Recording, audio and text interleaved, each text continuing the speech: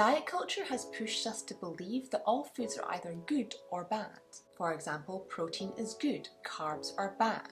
Coconut oil is good, vegetable oil is bad. But the reality is that this is all complete nonsense. So let me tell you all today why eating chocolate every day actually helped my eating disorder recovery. Growing up, I was constantly surrounded by the narrative that somehow sweet foods were inherently bad, guilty, sinful, and should be avoided at all costs, or eaten in secret. All this did to me as a child was to create a very unhealthy food rule in my head that said, you can't eat cakes or chocolate, they're bad.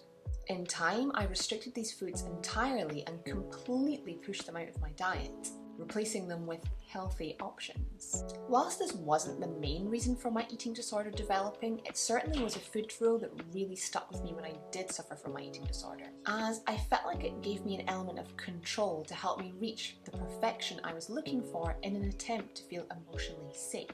But let's talk a little more about what the reality of my bulimic and orthorexic days actually looked like.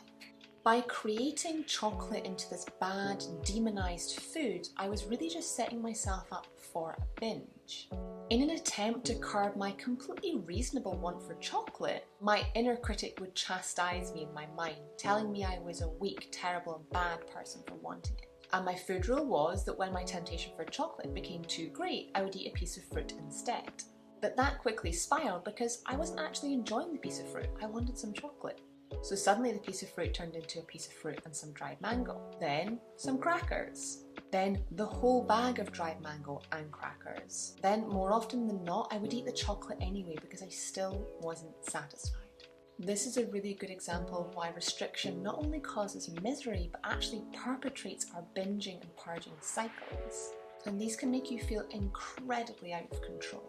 I'm now 32, which means I've been recovered for over a decade. And whilst this might now sound surprising, a really helpful part of my recovery was just to allow myself to eat chocolate every day if I wanted it.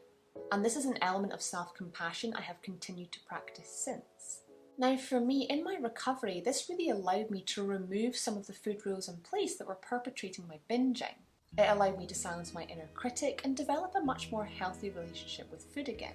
Now, whilst I do allow myself to eat chocolate every day, this does look different at different parts of my cycle. I'm actually more inclined towards cacao powder in my smoothies in my follicular phase when I have a lot of get-go and energy. By my ovulatory phase, some dark chocolate is divine at the end of my day. And I am ready for some milk chocolate when I hit my luteal phase. And whilst this might sound odd, in my menstrual phase, I don't actually crave it at all. I much prefer something salty. But these also aren't hard and fast rules, and these wants will change and fluctuate even throughout my cycle. By allowing myself this freedom in my food choice, I no longer binge nor restrict because I have a much healthier relationship with food. I no longer see it as good or bad. I know that for those of you trying to lose weight, you might think that labeling certain foods good or bad or restricting certain foods might actually help you lose weight. But I do see in my own eating disorder practice that it really just spurns binging and restricting, because what happens is over time we want that food more and more, and instead of just having it piece by piece in the day, we might end up binging on a large volume of it later on. By removing the labels of good and bad, we're leaving more space for intuitive eating, which I've actually done a whole video on, which I'll link below. If you've enjoyed today's video, please hit the like and subscribe button. It really does help other eating disorder warriors know that I exist. I'll see you soon, my love.